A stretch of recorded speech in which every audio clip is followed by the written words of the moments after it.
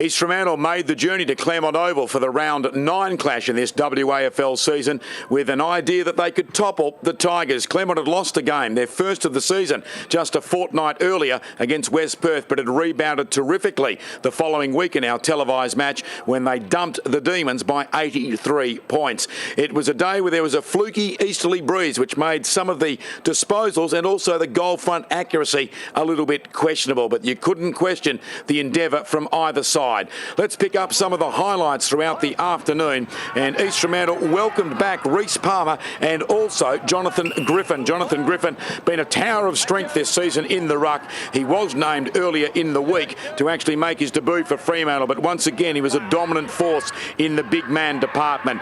You see here Chad Jones up forward getting the hand pass to Ryan Brabazon, and Brabazon able to run in and kick what was the third goal of the day for the Tigers in the opening term. Reece Palmer, he saw a lot of the footy and would have impressed the match committee at Fremantle, having been omitted for the all-important opening Western Derby at AFL level for 2011.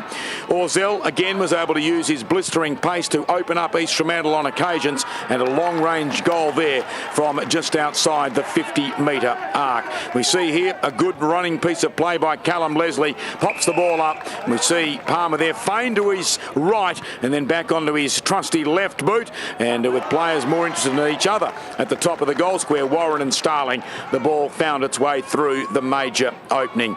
East Fremantle were able to lead at every change. He wouldn't be paid that mark. 3 bobbles off the head, and the ball stolen away by Jerick Whedon, who was back in Claremont colours, having made his debut the previous week for Claremont against Essendon. That was the real sad part of the day, with David Crawford flying overhead, and he clashed heads with Jonathan Griffin, but he was back on the sidelines, albeit unable to come back onto the ground in the second half. An advantage free kick here, the ball into the path of Rory O'Brien.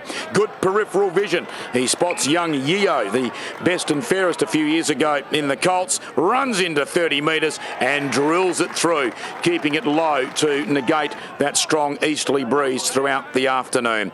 But Claremont really looked a little bit of a shadow of their former self. This was the nail in the coffin late in the game. A brilliant solo effort there from Brock O'Brien. He loved it, and so too did East Fremantle love the result on the final siren. East Fremantle winning, and with it moving into the 4 for the first time in season 2011.